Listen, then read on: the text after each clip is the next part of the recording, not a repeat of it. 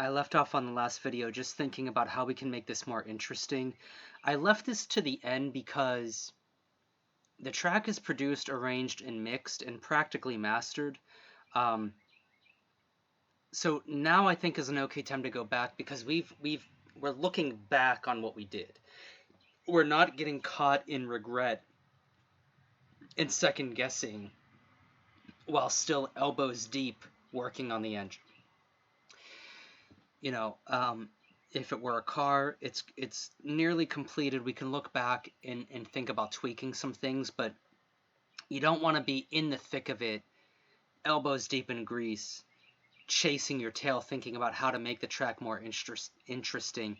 That's going to come. I promise you, it will come. It will come because there's no choice but for it not to happen. Just like driving, at first you're petrified on the highway, or you're at least cautious on the highway. Eventually you do it without thinking. You can drive, halfway across the country without really thinking about, well, do I have the skill level for this? And I think that's kind of what we're going to do now is look back. How can we make this more interesting? Well, number one, these kind of helper hi-hats, if you will, hi-hat 2, we could take these. Let's get right into looping a part here.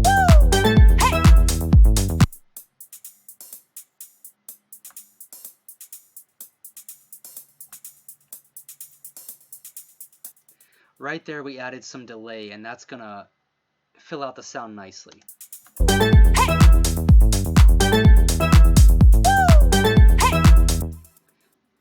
You can also do things that are pretty standard in this genre, like taking the clap, and I mean this would require a little bit of surgical work, which isn't a real big deal, but you could take the clap and do something to the effect of,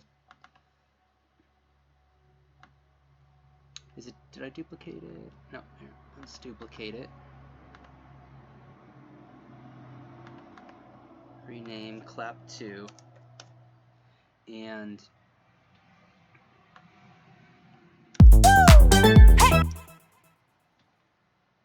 go on eighth notes.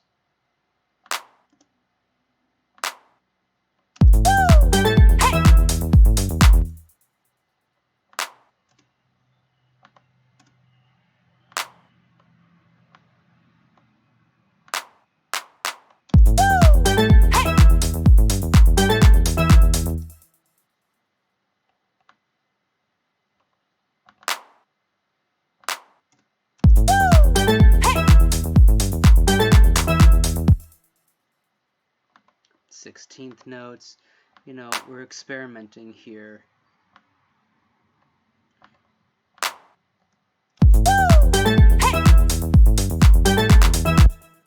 Yeah.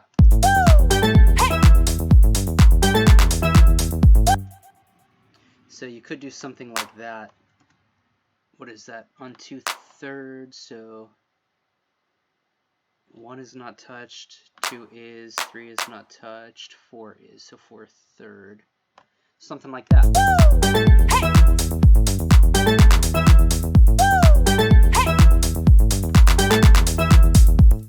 Something like that. Now, it's becoming more interesting, and now you have something else to work with. So, let's see, our clap 2, we could probably get rid of a lot of this.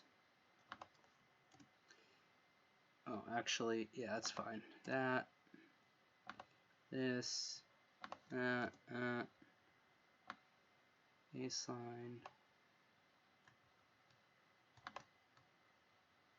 breakdown. I'm not sure if we could have it in the breakdown. We could, I guess. Take that, bring that over. So, yeah.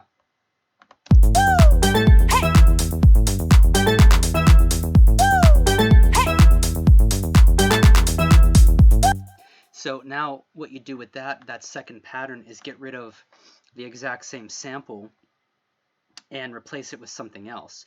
You could also use things like saturation or grain delay to really make it wacky, if you want to get wacky with it. I like to get wacky. I just hesitate to do it too much because you can really, and this is what we're trying to avoid, is really go down a weird hole with this, where you're over obsessing over things that really you're kind of, I mean, they're good for the track, they help the track, but they don't really matter all that much. So let's see, a filter delay. I think we'll try that. Let's see, maybe oh, moving 356. Let's try it.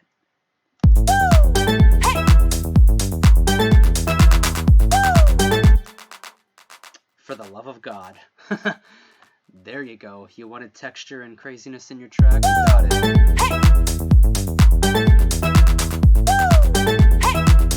The only thing I'd like to do here, I'm noticing that this stuff is loudy, loudy, loudy. So let's, well, first of all, let's kick back on the, and let's kick back on the volume. Kick back on the feedback, kick back on the volume. And let's see how that goes.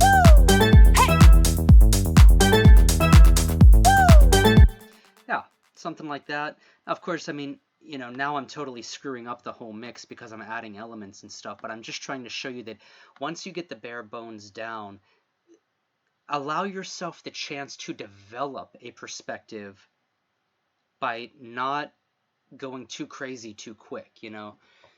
You don't need to be in a rush to manage a 76 track session to be a confident and good producer.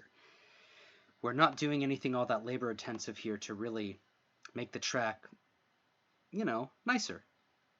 Not nicer, just less minimal.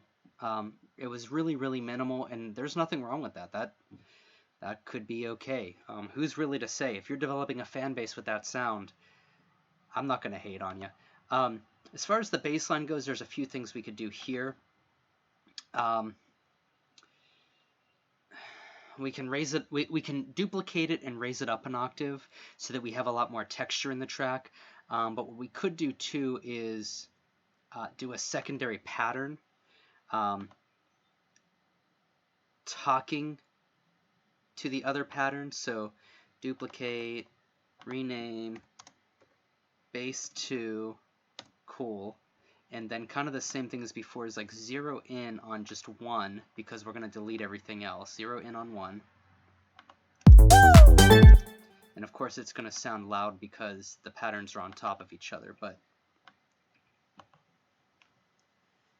select all, move it up an octave. This is a very busy bass line though, so that's the other problem here, is that it's so busy. There's not really a lot you can do here unless you wanted to basically take your second bass and okay, so delete it, take your bass line, consolidate it, okay, raise it up an octave either by selecting everything, or where is our semitones? Probably just raise it up 12 semitones. You can also just select all the notes. You know, you can double click on this, Control A, which selects them all, and Shift up arrow, that'll lift it up an octave. But what I just did on the actual synthesizer also does that.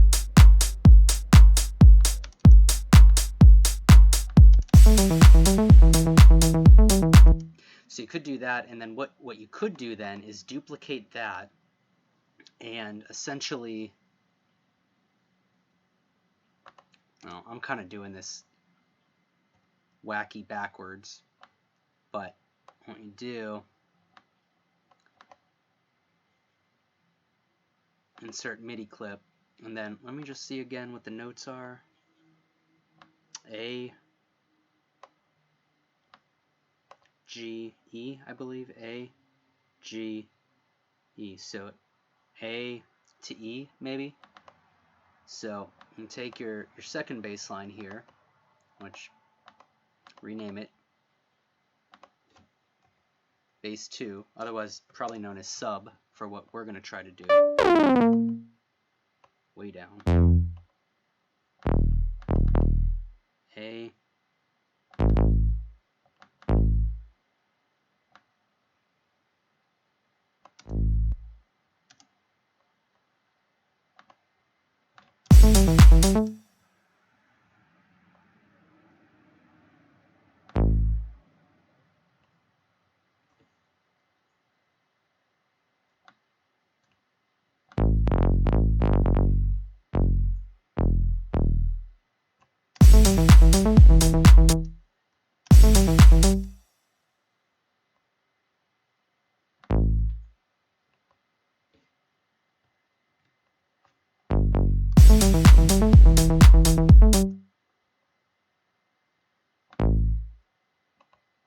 I don't know why I'm working in this ridiculous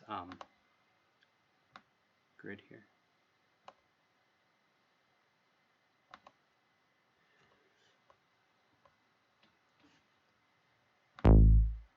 I'm just punch drunk right now. I think it should just remain A, probably. A or G.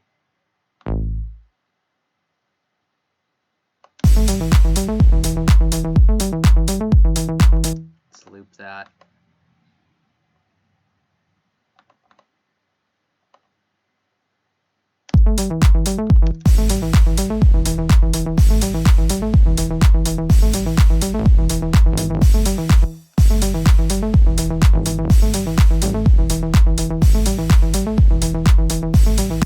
Okay, cool. So let's just double check. So what we did there was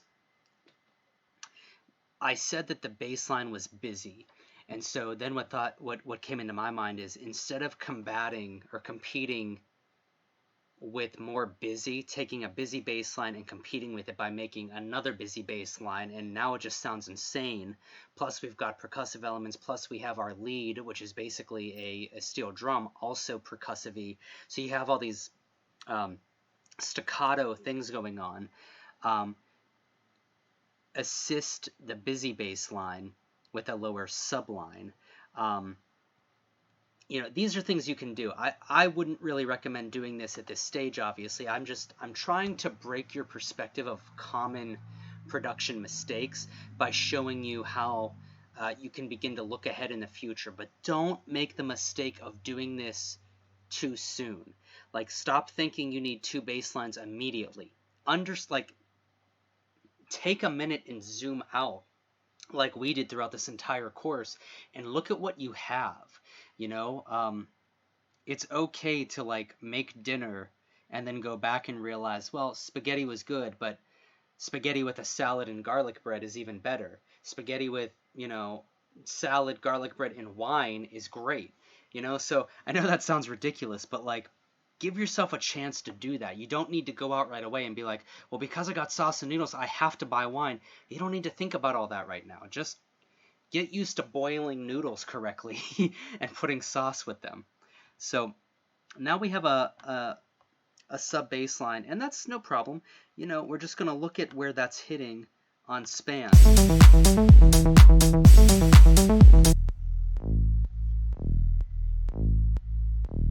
Probably what we're going to do is change the sound of it, obviously, because it sounds a little wacko, I think is what the cool kids say.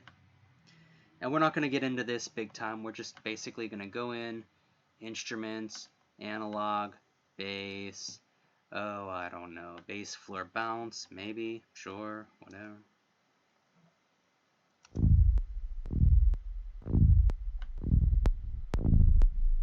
That is thunder shaking, and probably a little bit too much. I just wanted kind of like a basic sine. Maybe something down in S here. Sine or triangle. Square, short saw. I mean, I think at this point you kind of get what I'm trying to do. Operator is usually good for just a basic sine. Sine like, beautiful. Okay, so this is good too. You can see that that's actually too low. So what we're going to do is we're going to select all and we're going to up it by an octave. That's even kind of low. Cool. This is where that 6 to 12 decibel thing is really going to come in handy, because let's look at it.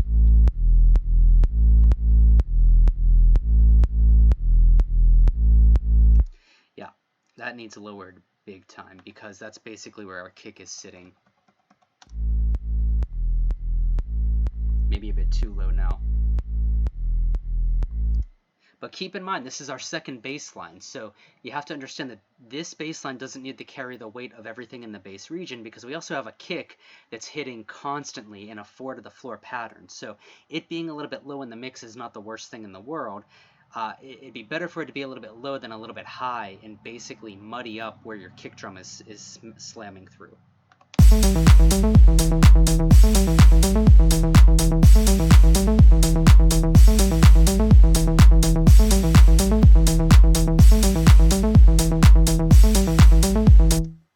All right, cool.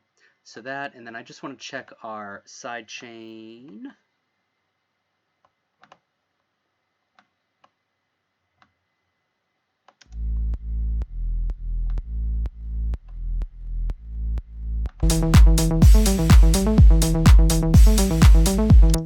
And I think actually this bass line could stand to actually go back to where it was. I think it's a little bit too high now. And I don't necessarily know if we need to worry about it clashing too much, because the sub bass line is the one that's right on top of the kick. But we don't need to worry about that, number one, because we know volume-wise where to put it.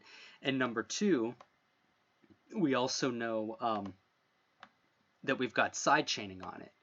So if you know you have side chaining on it, you really don't need to really worry about digging into EQ too much, because your side chain basically is the EQ. Every time the kick makes an appearance, this sub bass line ducks out of the way. So it's not really necessary to really over EQ it too much, because really it's being lowered every time the kick is hitting. So let's just go over here and check our EQ. Okay, it's at 27. I'd probably try to cheat it up to 35 if we could. We might even, I mean, it might not even be a bad idea to take that E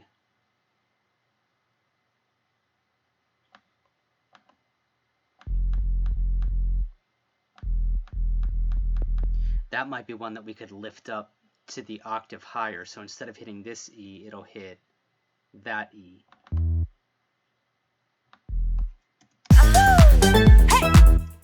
That's not bad, but I think we'll be okay with it down there. You could do that. It's just my concern is that really starts to get lost in the mix because of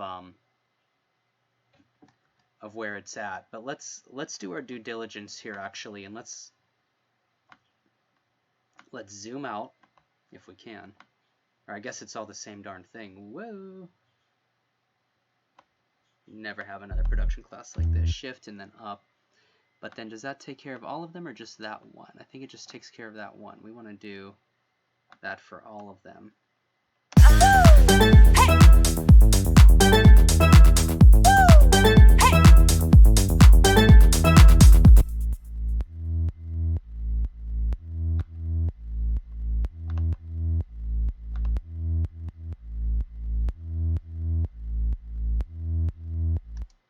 No, I think we're gonna not do that, because where that E, that high E hits, I think starts to step too much on the other bass line. But you can see now how we've kind of doctored it up. We have a sub bass line, we have this bass line. Let's take a listen and see if there's anything else we can do.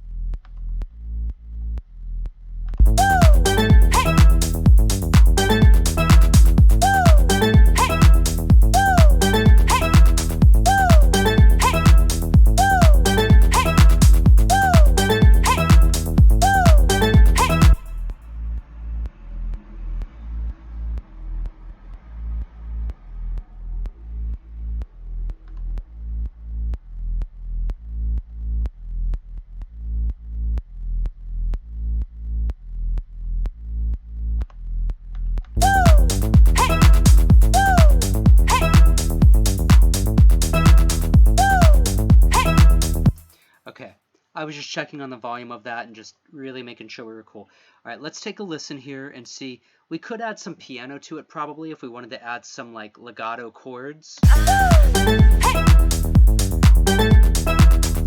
Or we could even add some staccato. Dun, dun, dun, dun, dun, dun, dun.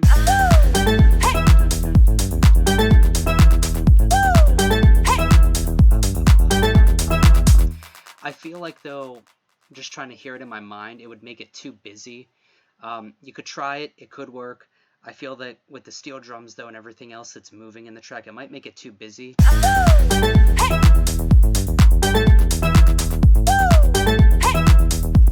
There is a pause that we need to fill in between the steel drums. Ba-ding, ding, pause, ba-ding, ding, pause.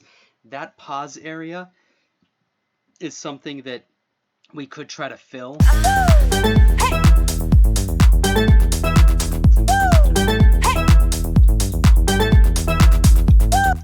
We could either fill that with piano or bongos, congas, something like that, some kind of percussive element. But the point of showing you all this is once you have your basic picture down, there's no harm in realizing that there's some space, and some of that space can be filled. In that pause where the steel drums aren't playing, you might think about a vocal as well. Da-ding, ding, all this area, this gray area here. You could put a yeah, or some sort of snippet, or just something, a horn stab. Use your imagination. What do you like?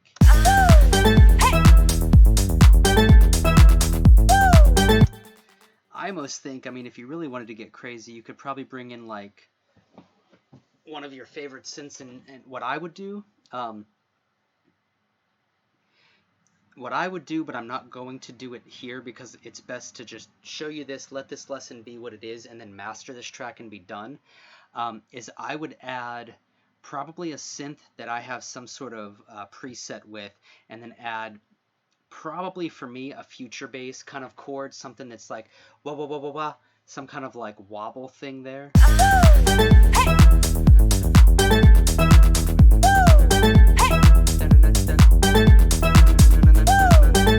Something like that is probably what I would do there.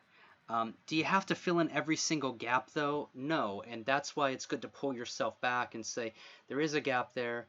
You know, don't let laziness be a factor in it, but like just think, does it need it? Does it need that?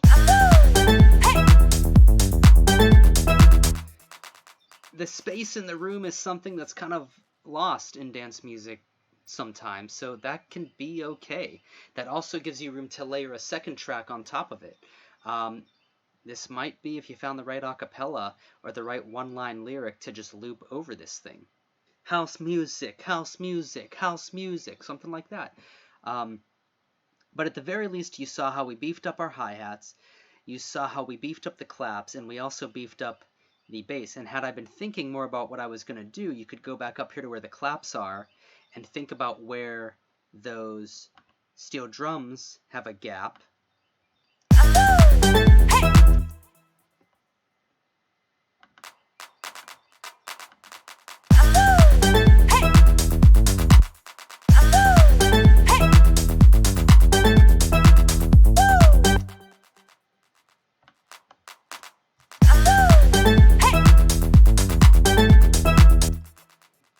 That is still very loud, which, let me just, I think what we could do is maybe every other one.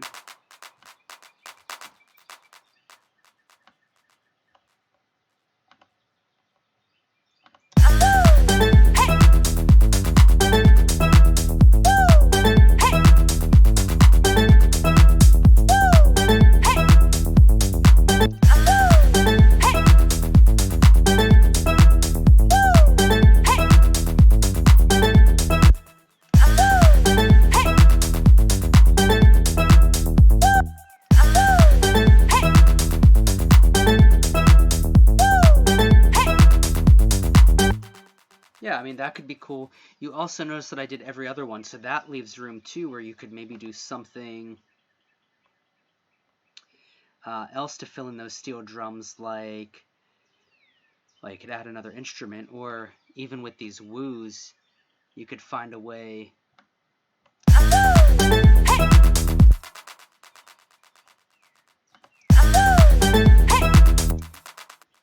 I mean, there's your answer right there, in my opinion.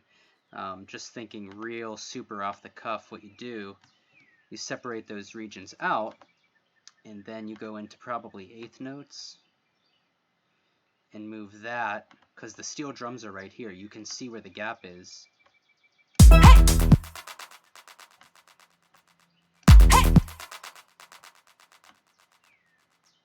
And actually, that is where those claps are, so you'll put this guy right there, so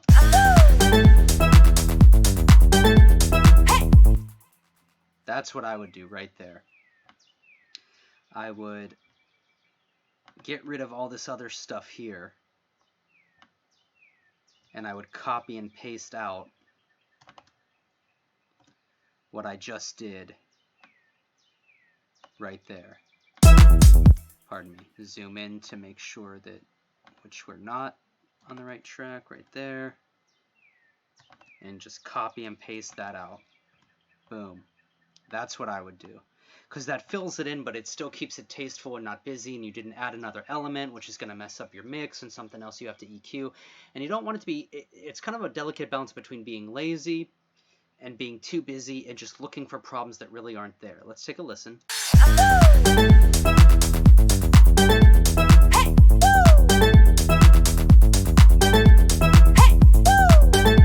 Do you hear how, like, maybe some people don't like that option, but for me, that's what I like, and I think that's probably what I would do, because it's the nature of the track as well. Like, you could do other things, but like, it's kind of an organic-y, housey, underproduced kind of track, so it's not really necessary to overthink it, you know, to a point where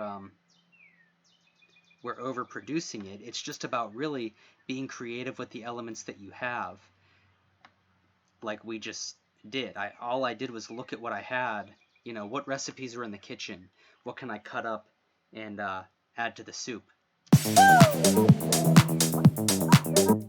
Well, and also I didn't copy and paste that clap pattern over, so that's going to mess up our thing. I believe that was right there. Yeah, it's right there. So what we'll do is take that, copy that over, kill it, do that. I've got to get away from that. Okay, that.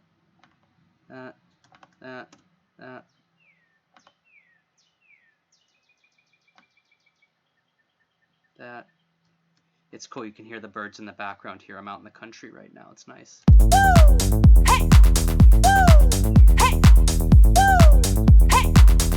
And the cool thing is too, I saw this happening while speaking, but I don't know if you guys caught this.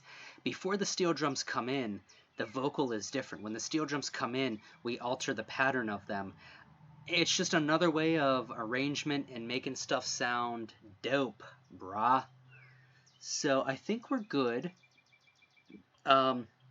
Let's master the crap out of this. Okay, so we have EQ, we have span. That EQ is not a mastering EQ, that's for an effect in the breakdown. What we will do is look at our plugins. Sorry, not our plugins. I was trying to remember, I thought that Ableton had a mastering plugin. I can't remember what it is. It doesn't seem like it does, so that's okay. But probably what I would do, add sustain, catch peaks, make louder. I would probably do something like this. Catching the peaks is nice, that's good. It's always, you know, it's good to catch the peaks. There's nothing wrong with that. And you can see they mimicked very much so what I showed you in the individual tracks. Fast attack, fast release, slamming that ratio. And the threshold isn't really cranking down on it too much. It's just getting it just enough to catch those peaks, as you can see. Watch the needle. Cool, and I think I'd like to do, let's try the gentle limiter.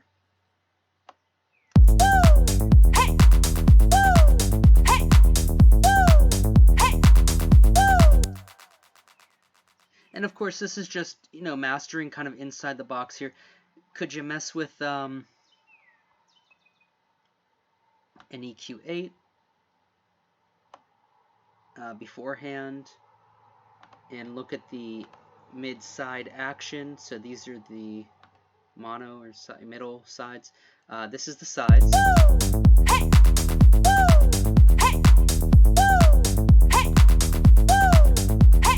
There's not a lot of information on the sides, but we'll curve off the bass just to be safe. You could do things to get more side information on this track, like doubling up on different elements like the claps and the hi-hats and making one wide and maybe compressed, and the original, like you see right here, just being left alone. You could get into a lot of that. That's a lot of kind of painting around with extra details. We could have a lot more side information in here. We could have hi-hats going and claps that are wide and giving us information, but we just don't need it in this track. You know, we could... I know I'm killing you here with this mastering and going back and forth. I just want to give you everything I can to really duplicate it out, wide clap, and then what we would do with this wide clap is we would probably add some width to it, some distortion. You want to alter it, you know, so that way it's not basically a direct clone of your normal claps.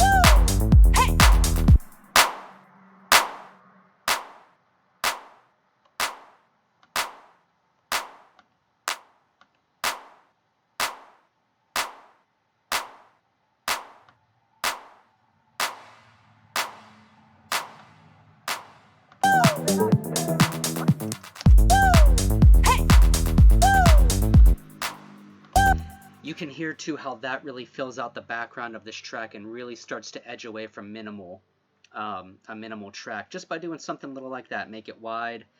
You know, I'm just schlepping stuff on the walls at this point, but you know, when you make it wide, you know, you can kind of get weird with it because it's not a main sound.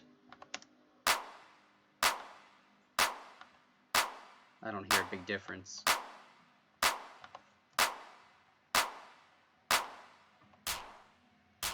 That's nice. I like that.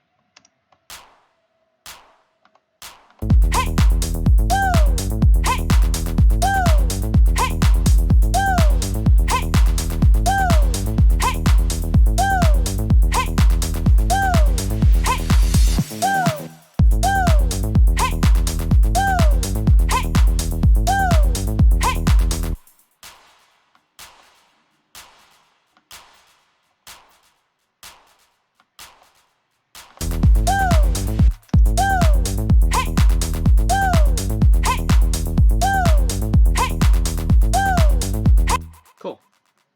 Little things like that. And I only saw that because I looked at the master and saw that there wasn't a lot going on here. You could really get tricky with the steel drums as well, doing stuff like that to really make them sound beefed up and whacked out. We might even with the steel drum.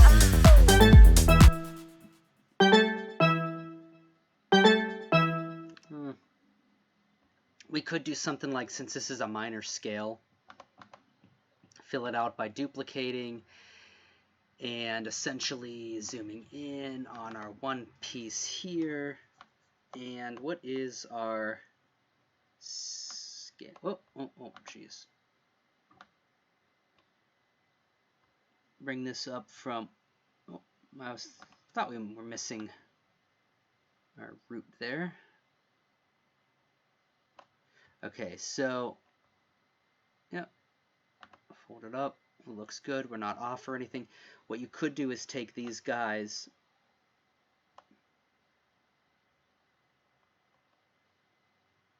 Just give me 1 second. I don't understand. It's probably my mouse being wacko. Where is our steel drums at? Okay, cool. So what you can do is take these and a little bit of music theory for you. You can raise this up by 1/3. So if the root note is E, they're already at 1/3. But what you can do is bring it down to the root note as well. Oh, if it'll let us. Ah, darn it. All right, it's going to be difficult. There we go. And maybe just skew those a little bit. Let's see how far off I skewed them though. That might be a bit much. Maybe like that. And what you've just done is there's more notes, it's thicker. Let's hear if it actually sounds good or not. I probably just messed up this whole track.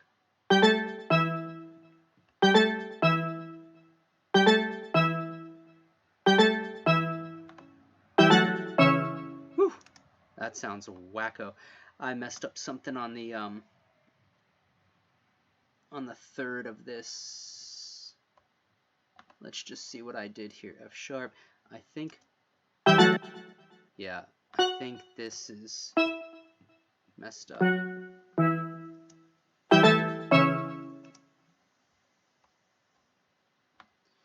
let's just see as I zoom out here.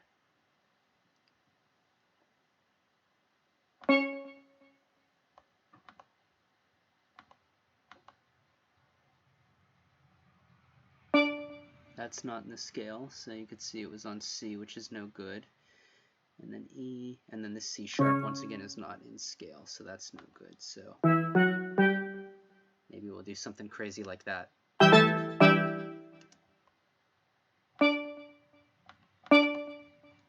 That one sounds good. I think we're just going to get rid of that G, because I think that G is a problem for us. Let me just see here. If we can, we could lower that, I guess, and get down to a D again. So because we do have a D sharp and a D, we can take one of these and sort of cheat by D, and we can even do a D sharp since that is in the scale as well, right? We can see that up here, D, D sharp, or E flat. This G. I'm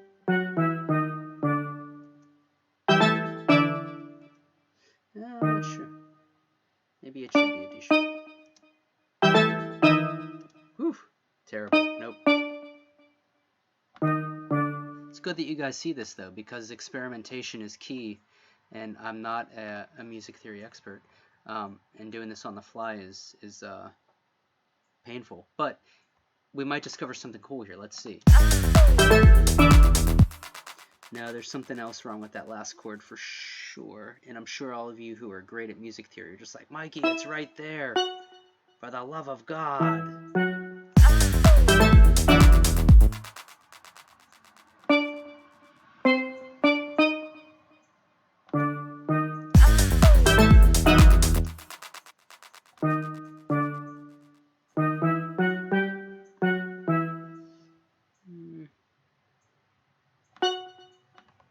I don't know, and what I'm going to say for now, just because obviously this is probably one of the times in this course where it's getting a little bit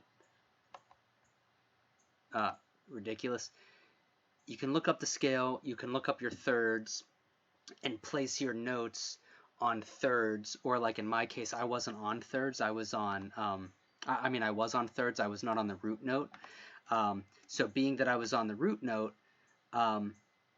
being that I was on thirds, I lowered those notes down to the root note in hopes that basically we could double up. So instead of having two notes hit at the same time like a normal steel drum does, I was hoping we could add a second steel drum player. And we could. I'll just stop on the video here and look it up and beef it up and make it sound good. But that's a way of thickening up a sound as well, as like taking your steel drum and realizing, well, I'm only hitting two notes at a time.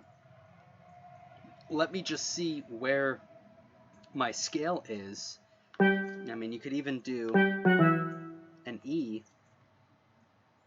and then maybe something like that. Yeah, there you go. And that even sounds way thicker than before. And then what we probably could do to make it safe, G, E, and then where's our fifth? 1, 2, 3, 4, 5. We could throw a B in there, I bet, and that would work. Something like that. So now we have 4 hands, left, right, if you will, or left, right, if you will. E, A, so what's that? That's a third. Pardon me, that's a fourth, so maybe, I don't know about that one. We might be able to lift that up and do... Nope, see, it starts to get weird again. It also stops sounding like a steel drum to me as well. I don't know if you noticed that as well. To me, it does not continue to sound like a steel drum, and I don't like that. So, and the whole point is for it to sound like a steel drum. But it's good that you saw this, because the whole point is we want the chance to have it sound interesting and good and awesome.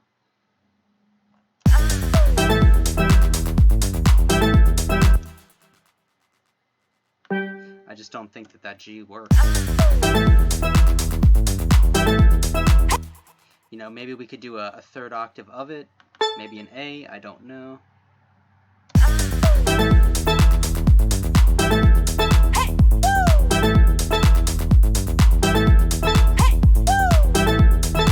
But you can even see there, now we're starting to experiment with that A getting further away, and that's even changing the sound. So, things to think about to thicken things up without necessarily adding other instruments or elements. You're just thickening it up.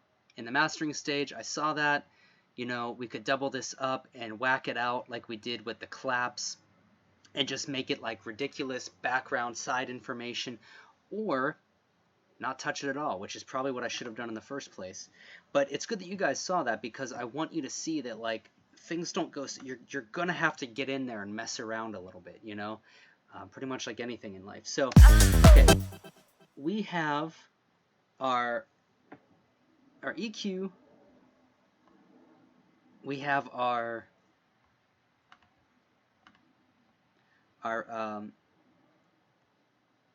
compressor, and now what we're going to do is add our limiter. And actually what we'll do, just for the sake of showing you guys and making it easy, we'll do, we'll try push.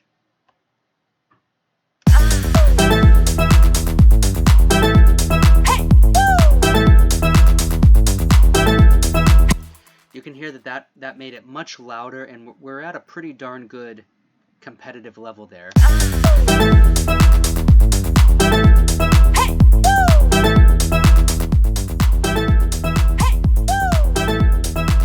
So what I'm seeing here too is that actually we can lift some of the makeup gain, because on our master here we're not getting even nearly close, and I like to try to make the limiter work as little as possible.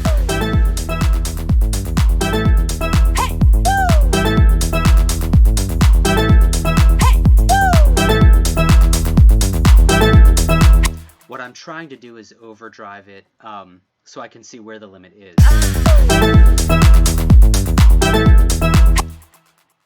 And I just want to take this gain down to 0. Now watch your ears, because I'm going to continue to lift up on this.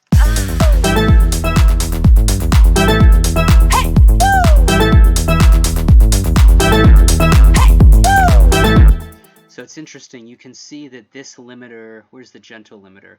Yeah, this guy seems to be holding back, and it's probably really actually more so this guy, because of what's going on there.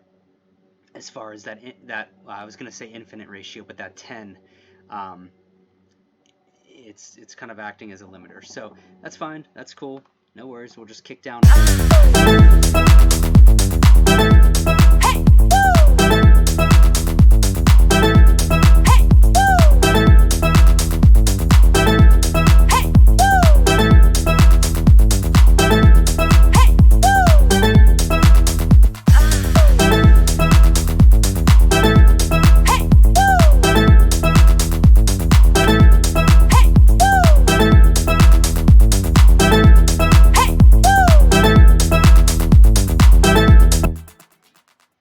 And basically, in a very small way, there you have it, guys.